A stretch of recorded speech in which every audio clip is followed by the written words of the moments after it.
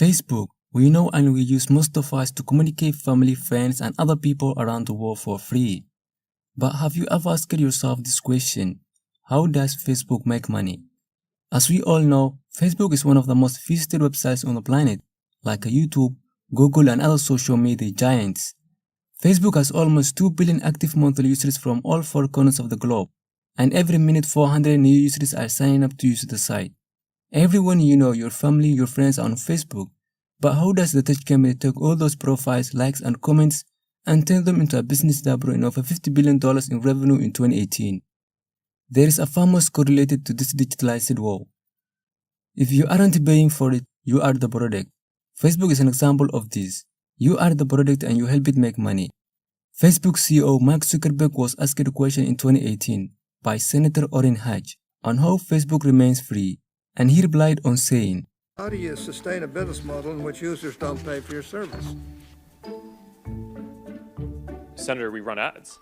It is true that Facebook makes much of its money from ads. However, in a comparison to the other large websites on the internet, Facebook's CTR or click-through rate is substantially lower, with only 400 users clicking advertisement for every 1 million times the ad is displayed, while web-based ads in general, which is 80,000 clicks per 1 million page views. And also some people believe that Facebook is selling your data, but Mark Zuckerberg denied that they don't sell any data to anyone. Senator, this is actually a very important question. I'm glad you brought this up because there's a very common misperception about Facebook that we sell data to advertisers. And we do not sell data to advertisers. As Mark Zuckerberg explained it to Congress, but it is a little bit more complicated than that.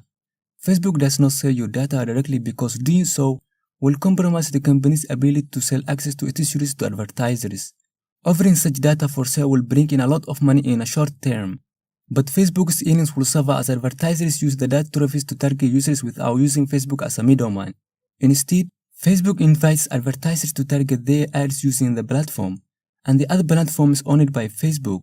The same data is used in Messenger and Instagram advertisement as it is in Facebook ads. And this is how Mark Zuckerberg explained that Facebook allows advertisers to tell who they want to reach, and then Facebook does the placement. It always operates as a middleman. And the way this works is, let's say you have a business that is selling skis, okay, and you have on your profile that you are interested in skiing, but let's say you haven't made that public, but you share it with your friends, or so broadly. We don't tell the advertiser that here's a list of people who like skis. They just say, okay, we're trying to sell skis. Can you reach people who like skis? And then we match that up on our side without sharing any of that information. Facebook argues that it does not target users based on data collected via microphones, messenger conversations, or other intrusive sources. That may be true, but as the Cambridge Analytica incident shown, Facebook does not need to obtain data in illegal ways for third parties to benefit from it. It is not secret that Facebook makes a lot of money, but how Facebook makes that money? Now let's see Facebook's 2020 earnings. Facebook boasted a net income of $29 billion and a total revenue of $86 billion in fiscal year 2020. And much of that money, which is 45% or $38 billion in revenue, came from US and Canada, and the other 55% came from other regions across the globe. As Mark Zuckerberg said previously, over 98% of Facebook's revenue comes from advertisement, and the remaining 2% is others like in-app purchase of Facebook games, VR headsets owned by Facebook, and so on. By comparison, Google makes 80% of its revenue through ads, and Facebook makes 98%. So we're going to break down Facebook's business segments into two: advertisement and other revenues. Now let's start with advertisement. This is what makes Facebook for free, and the majority of Facebook's revenue comes from here. Facebook wants more creators but not paying as much as YouTube. YouTube gives half of its revenue to the people who makes its videos, but Facebook does not wish to do so.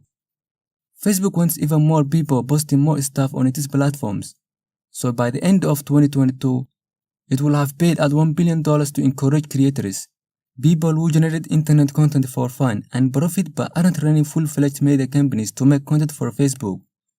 The motivation is clear.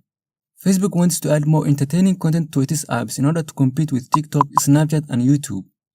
When you create content for YouTube, you have the opportunity to profit in the same manner that YouTube does, through advertisements that appear next to the video that you upload.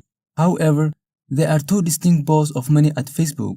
The first is generated by ads associated with the videos and photos you upload on Facebook, while the second is generated by ads seen across the site. The first pool is only accessible to Facebook's creators, and the other one is really big, and that is the one Facebook is keeping to itself. Advertisers pay Facebook to promote their products to the proper customers, and the social media giant uses a lot of what it knows about you to show you the ads that you might like. It is called targeted ads, and it's almost entirely how the company makes a lot of money. The more people who use Facebook, the more money it makes. If Asian users increase faster than North American or European users, as they are currently now, revenue growth will be significantly slower than user growth. The reason for this is simple. Facebook's average revenue per user in Asia is a fraction of what it is in the United States. Facebook made an average of $84 from each North American user, $27 from each European user, and $7 from people in Asia using the platform, and it is advertisement business alone in 2017. So you can see the difference. In addition to ads, now let's see how Facebook also makes a large portion of this money from other revenues. Have you ever played any of those games like Candy Crush, Zynga Poker, Family, etc. on Facebook? Or have you ever purchased a virtual currency or a virtual game on Facebook? These games play an important role in structuring Facebook's business model, because a portion of these types of payment goes to the company that operates as a payment gateway for such games. Facebook also offers a feature called Gifts, which also allows users to send virtual balloons, gift baskets, stuffed animal, and other items to one another, while Facebook offers a big number of free presents. It also offers a number of exceptional gifts that must be purchased with actual money. Facebook currently offers a card that users may purchase in many popular retailers such as Walmart, Walgreens, and Target that represents a set amount of Facebook money to enable to exchange the real money for Facebook gifts, games, and other virtual possessions. Facebook cash cards come in a denomination of $10, $25, and $50. In a conclusion, Facebook revenues came directly from advertisement.